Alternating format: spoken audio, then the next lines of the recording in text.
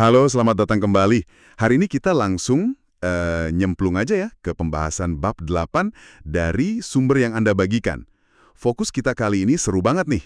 Hubungan antara telinga, otak, dan tubuh kita. Ya, koneksi yang sering nggak kita sadari ya. Betul. Lebih spesifik lagi, kita bakal lihat perangkat-perangkat yang bisa dibeli bebas, OTC gitu ya, over the counter.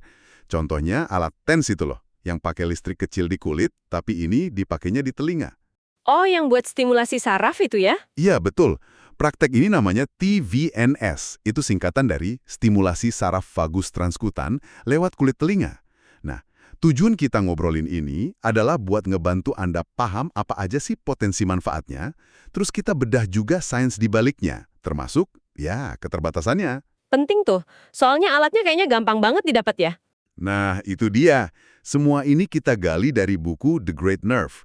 Biar lebih kebayang nih, kita mulai dari cerita nyata yang cukup bikin kaget dari buku ini. Ini tentang Profesor Ulf Andersson dari Swedia. Beliau ini temennya si penulis buku. Coba Anda bayangin deh, Ulf ini habis operasi besar, namanya prosedur Whipple.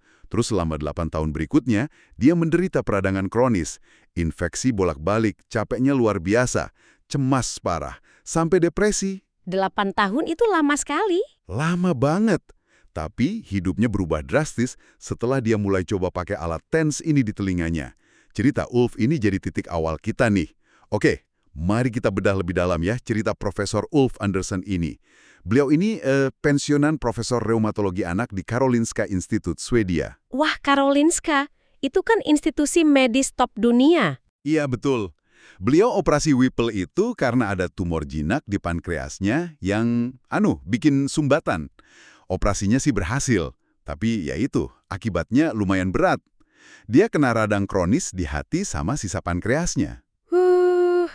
Kenapa bisa gitu ya? Gara-gara bakteri dari usus bisa masuk ke saluran empedu dan pankreas yang harusnya steril. Jadi kayak ada kebocoran gitu setelah operasi.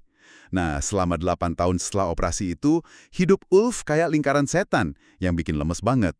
Mulai dari sakit perut hebat selama 4-5 hari, terus disambung rasa capek parah berminggu-minggu. Kemampuan mikirnya juga menurun. Itu yang sering disebut brain fog mungkin ya? Bisa jadi. Terus dia cemas terus-terusan. Dia sampai bilang itu kayak neraka di bumi, plus depresi. Kondisinya parah banget sampai dia tergantung sama antibiotik dosis tinggi buat infeksi akutnya. Butuh dukungan psikiater terus-menerus juga, obat anti cemasnya dosisnya naik terus. Waduh. Saking beratnya, masalah kesehatan ini sampai bikin dia cerai dan bahkan kena serangan jantung ringan. Gila ya, 8 tahun loh. Benar sekali. 8 tahun itu waktu yang, ya ampun, sangat lama untuk menderita seperti itu. Dan ini nunjukin betapa dahsyatnya dampak peradangan kronis ke kualitas hidup seseorang. Prosedur Whipple itu memang operasi besar dan rumit ya. Walaupun tujuannya bagus, ngangkat tumor, risiko komplikasi kayak infeksi dan peradangan pasca operasi itu nyata. Jadi emang ada risikonya ya? Ada. Jalur pencernaan yang diubah pas operasi itu bisa jadi semacam jalan tol buat bakteri usus pindah ke tempat yang harusnya steril. Akhirnya itu tadi memicu radang kronis. Dan penting banget buat kita pahami nih, radang kronis di seluruh tubuh kayak gini, itu memang sering banget nyambung ke gejala-gejala lain yang Ulf alami. Rasa lelah yang luar biasa, gangguan berpikir atau brain fog tadi, sampai masalah kesehatan mental kayak cemas dan depresi. Oh, jadi ada hubungan langsung ya antara radang sama kondisi mental gitu? Iya, ini bukan cuma perasaan sedih biasa gitu ya, tapi ada perubahan fisiologis yang nyata di tubuh yang dipicu oleh peradangan itu sendiri. Oke. Nah, titik baliknya buat Ulf ini datang di tahun 2017. Dia mulai, bisa dibilang iseng kali ya, nyoba alat TENS biasa, tapi elektrodanya dia pasang di telinga luar, di area cekungan kecil dekat lubang telinga. Namanya cimba concha. Cimba concha. Oke. Dia lakuin ini beberapa kali sehari. Harapannya sih, ya bisa ngurangin radang kronisnya. Dan mungkin juga bantu depresinya. Ulf sendiri cerita, sebelum nyoba TVNS ini, dia ngerasa kayak sayapnya patah. Susah jadi ayah dan suami yang aktif kayak yang dia mau. Kebayang ya gimana frustasinya? Pasti berat sekali rasanya. Hasilnya gimana? Menurut buku ini, drastis banget perubahannya. Setelah 7 tahun rutin pakai TVNS, ini pakainya cuma 2 kali sehari, masing-masing 5 menit aja. Ulf bilang kondisi fisik dan mentalnya balik prima, kayak 20 tahun sebelumnya. Wow, 2 kali 5 menit sehari, selama 7 tahun. Iya, kedengarannya simpel ya, tapi konsisten selama 7 tahun. Dan yang lebih hebat lagi, dia udah lepas dari obat-obat psikotropika selama 5 tahun terakhir. Luar biasa. Cek jantung tahunannya juga normal terus. Padahal dia pernah kena serangan jantung di 2013. Dia bahkan bisa aktif lagi, jalan-jalan di hutan, main skate. Kualitas hidupnya benar-benar naik kelas. Transformasi yang luar biasa sih itu. Iya kan?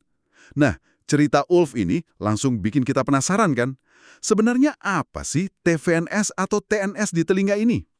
Simpelnya gini, TVNS itu singkatan dari stimulasi saraf vagus transkutan. Artinya lewat kulit, di daun telinga.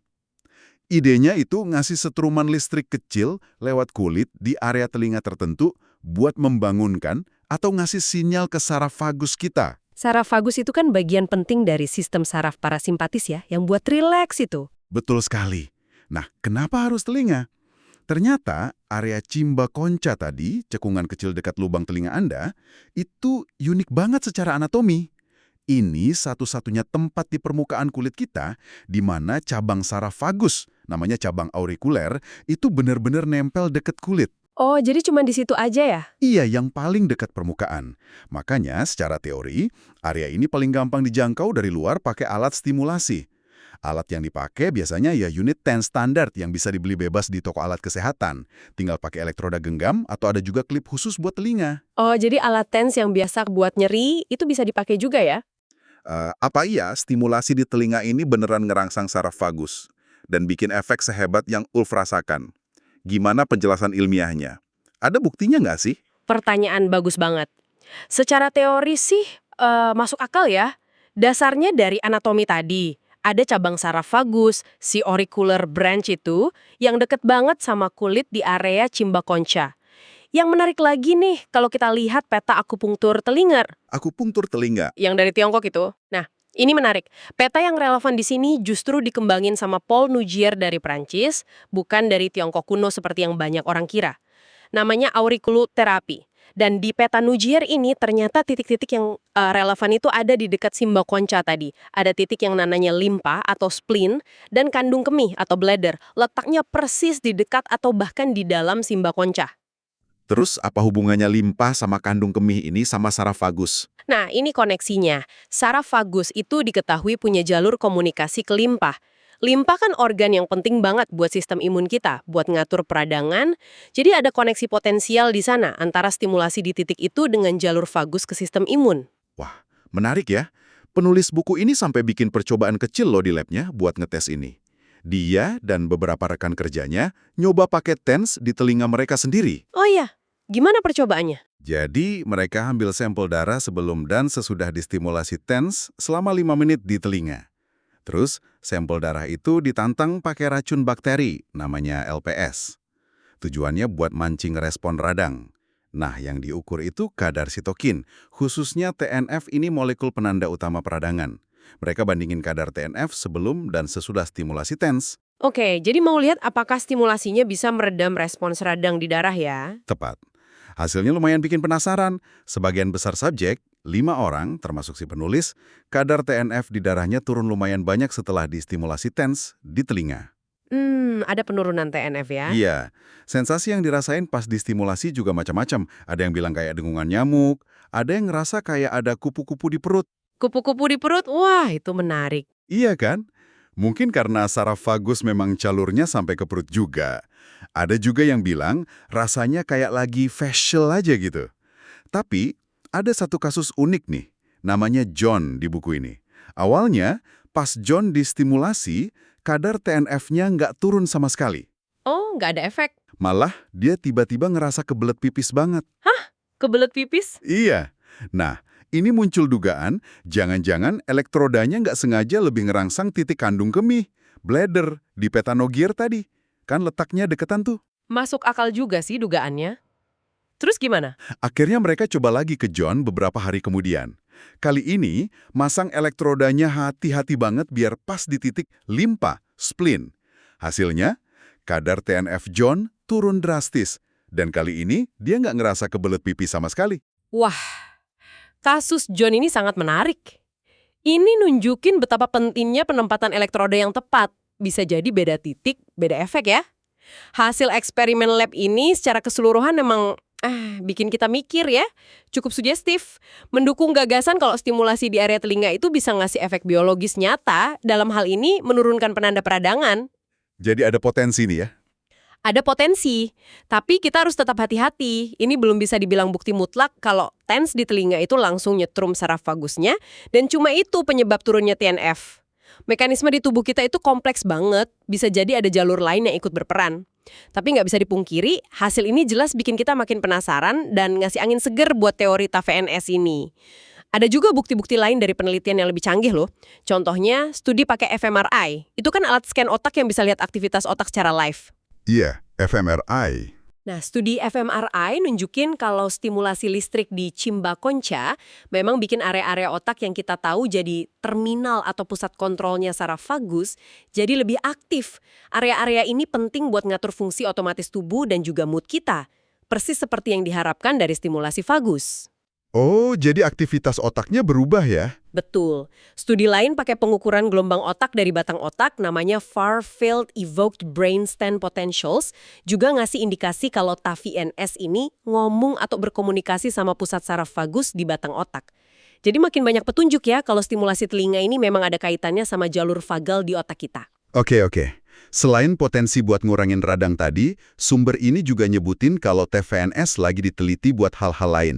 Meskipun, sekali lagi, hubungan sebab akibatnya sama stimulasi vagus belum pasti ya. Iya, perlu diingat itu. Misalnya efek ke jantung dan pembuluh darah.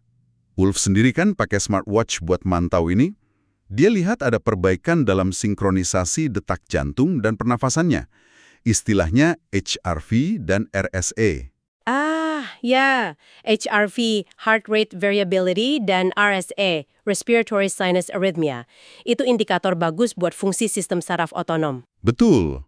Peningkatan keduanya biasanya nunjukin fungsi sistem saraf otonom yang lebih baik, lebih seimbang, lebih rileks gitu ya. Tepat sekali. Terus ada juga penelitian buat epilepsi yang susah diobati. Beberapa uji klinis nunjukin ada manfaat. Studi awal buat depresi berat juga nunjukin perbaikan. Dan yang sejalan sama cerita Ulf dan eksperimen lab tadi, studi-studi kecil buat penyakit radang lain kayak lupus, radang usus, IBD, dan sindrom nefrotik pada anak juga ngasih hasil awal yang positif. Kelihatannya potensinya luas ya. Kelihatannya begitu, tapi ya itu tadi. Nah, disinilah kita perlu banget hati-hati dan melihat gambaran besarnya. Poin paling penting yang harus kita garis bawahi adalah, meskipun banyak data menarik dan studi awal yang menjanjikan, kita masih belum punya bukti langsung pada manusia kalau TENS di telinga itu benar-benar mengenai dan menstimulasi serabut saraf vagus itu sendiri. Maksudnya bukti langsung gimana? Ya, bukti kalau arus listriknya itu benar-benar sampai ke serabut saraf vagus dan mengaktifkannya. Kita nggak tahu pasti gimana arus listrik itu mengalir lewat lapisan kulit, lemak, otot untuk sampai ke saraf target di setiap orang. Jalurnya itu nggak bisa diprediksi secara akurat, beda orang bisa beda. Oh, jadi nggak segampang itu ya jalurnya. Nggak segampang itu. Sangat mungkin ada mekanisme lain yang bekerja. Bisa jadi stimulasinya itu cuma mengenai saraf sensorik lain di kulit telinga, saraf kulit biasa gitu. Sinyal dari saraf kulit ini lalu dikirim ke otak. Nah, kemudian baru otaknya yang ngasih perintah lewat saraf vagus untuk menghasilkan efek-efek yang kita lihat tadi, kayak penurunan radang atau perubahan mood. Jadi efeknya ada, tapi mungkin bukan karena langsung nyetrum vagusnya. Bisa jadi begitu. Ini memang masih spekulasi, tapi penting untuk kita akui sebagai kemungkinan, biar kita nggak terlalu menyederhanakan cara kerjanya. Ini beda banget sama VNS implan. Kalau implan kan elektrodanya dipasang langsung nempel di saraf vagus lewat operasi. Jadi kita lebih yakin kalau itu memang langsung menstimulasi saraf vagusnya. Oke, jadi beda ya sama yang implan? Beda, atau teknik eksperimental lain kayak focused ultrasound yang bisa nembak langsung ke sarafnya. Kalau TENS di telinga ini, kita belum yakin itu soal target langsungnya. Respons tubuh kita terhadap stimulasi kayak di telinga ini juga kompleks banget. Melibatkan banyak sistem, bukan cuma saraf parasimpatis, vagus, tapi juga simpatis lawannya. Sistem hormon, pembuluh darah, semuanya saling terkait. Belum lagi, ngukur aktivitas saraf vagus secara langsung itu susah banget. Zat kimia utamanya, asetilkolin, itu cepat banget hilang di tubuh. Jadi susah ditangkap buat diukur kadarnya secara akurat. Oke, jadi kalau kita rangkum nih ya, posisinya sekarang gimana? Alat stimulasi telinga OTC ini memang punya potensi yang, wah, menarik banget ya. Ada cerita sukses kayak Ulf, ada hasil studi-studi awal yang positif buat macam-macam kondisi, terutama yang ada hubungannya sama radang, cemas, dan depresi. Ya, potensinya kelihatan. Kemungkinan besar ini memang ada kaitannya sama jalur saraf vagus. Entah itu bikin tonus vagus lebih baik atau ngurangin radang. Tapi, Mekanisme pastinya gimana, dan apa benar dia langsung nyolek saraf vagus, itu belum terbukti secara meyakinkan. Masih jadi tanda tanya besar. Masih butuh banyak banget penelitian yang lebih bagus lagi. tepat sekali, perlu lebih banyak bukti kuat. Dan penelitian itulah yang sekarang lagi dikejar sama Profesor Ulf Anderson sendiri. Di buku ini diceritain kalau beliau lagi aktif ngembangin alat TVNS, model headset bikinannya sendiri. Oh, dia bikin alat sendiri. Iya, kerennya lagi, pakai elektrode aluminium, jadi nggak perlu pakai gel yang lengket itu. Dan didesain biar pas dan nyaman di telinga katanya. Yang lebih penting lagi, Ulf lagi merencanakan 2 uji klinis acak terkontrol atau RCT. Ini kan standar masnya penelitian medis ya. Betul, RCT itu penting banget. Satu RCT besar buat penyakit rematik, rheumatoid arthritis atau RA. Targetnya 128 pasien di 7 rumah sakit Swedia. Nanti dibagi 2 grup. Satu dapat stimulasi bohongan, placebo. Satu lagi dapat stimulasi beneran, dicimba konca tiap hari selama 3 bulan. RCT kedua, fokusnya ke sindrom nefrotik pada anak. Nanti keluarganya diajarin cara pakai alatnya di rumah selama seminggu. Terus peneliti ukur kadar sitokin di darah sebelum dan sesudahnya. Nah, pelaksanaan RCT kayak yang direncanain Ulf ini sangat krusial. Cuma lewat studi acak terkontrol kayak gini, kita bisa dapat bukti yang lebih kuat. Kita bisa tahu bener nggak sih TAF-VNS ini efektif, bisa misahin mana efek asli, mana efek placebo, dan akhirnya bisa paham potensi sebenarnya buat dipakai di dunia medis nanti. Ini langkah yang sangat penting. Setuju. Motivasi Ulf sendiri kuat banget loh. Dia bilang, ilmu pengetahuan itu harusnya bisa dirasain manfaatnya sama orang yang sakit. Harapannya, TVNS ini bisa bantu banyak orang sebelum ini dia pakai idiom lucu, mendorong bunga daisy. Maksudnya sebelum dia meninggal dunia. Haha, idiom yang menarik. Tapi pesannya kuat ya. Kuat banget. Dia juga ngerasa kondisi mentalnya yang jauh lebih baik sekarang di masa pensiun itu sebagian karena rutin pakai alat TVNS ini. Ada cerita tambahan juga dari Ulf. Dia bilang banyak dokter lain yang masih kurang tahu soal TVNS ini. Kadang reaksinya agak ngegas atau skeptis gitu kalau ditanya. Iya, bisa dimaklumi sih kalau buktinya masih berkembang. Iya, terus ada juga cerita temennya yang kena hepatitis autoimun. Sambil nunggu obat konvensionalnya tersedia, temennya nyoba TVNS. Dan katanya kondisinya membaik lumayan jauh. Lagi-lagi, ini nunjukin potensi yang rasanya sayang kalau nggak digali lebih lanjut ya. Setuju, potensinya memang patut dieksplorasi lebih jauh. Oke, jadi apa nih inti yang bisa kita bawa pulang dari obrolan kita kali ini? Biar pendengar juga dapat poin utamanya. Pertama, alat stimulasi telinga OTC atau TAF-VNS ini nunjukin potensi yang menarik. Ada cerita pribadi yang kuat, kayak Ulf, plus hasil-hasil awal studi klinis yang positif buat kondisi kayak radang, cemas, depresi. Iya, potensinya ada. Kedua, mekanismenya kemungkinan besar memang lewat jalur saraf vagus. Tapi bukti kalau alat ini langsung mengenai saraf vagus dan gimana persisnya cara kerjanya, itu masih belum pasti di manusia. Masih jadi tanda tanya besar. Betul sekali. Makanya sikap hati-hati itu penting banget di sini. Kita perlu kritis dan sadar kalau masih butuh penelitian yang lebih ketat dan berkualitas tinggi. Terutama RCT skala besar sebelum TVNS ini bisa jadi rekomendasi standar dalam praktek medis sehari-hari. Jadi, jangan buru-buru anggap ini solusi ajaib ya. Tepat. Dan jangan lupa, penting banget buat ngebedain TVNS yang non-invasif ini sama VNS implan. Yang implan itu cara kerjanya jauh lebih pasti karena elektrodanya nempel langsung di saraf vagus. Itu 2 hal yang beda, jangan disamakan. Oke, poin penting itu. Nah, ini mungkin jadi bahan renungan buat Anda nih, para pendengar. Di satu sisi, alat TENS ini gampang banget didapat, relatif murah, dan ada cerita-cerita sukses yang meyakinkan kayak Profesor Ulf tadi. Tapi di sisi lain, bukti ilmiah soal cara kerja pastinya masih belum kuat, masih banyak yang belum kita tahu. Dilema ya jadinya. Iya. Nah, kalau Anda dihadapkan sama pilihan buat nyoba metode non-invasif kayak gini, buat kesehatan diri sendiri atau mungkin orang terdekat, gimana Anda menyikapinya? Seberapa kuat bukti ilmiah yang Anda butuhkan saat menimbang potensi manfaat yang mungkin besar versus mekanisme yang belum sepenuhnya terbukti? Pertanyaan yang bagus untuk direnungkan. Ini pertanyaan yang relevan banget di zaman sekarang kan? Banyak informasi, banyak pilihan, tapi nggak semuanya punya bukti yang sama kuat. Oke deh, terima kasih banyak sudah menyimak pembahasan kita tentang koneksi telinga, otak tubuh, dan potensi perangkat OTC ini. Semoga bermanfaat ya. Semoga bermanfaat, dan sampai jumpa di pembahasan kita berikutnya.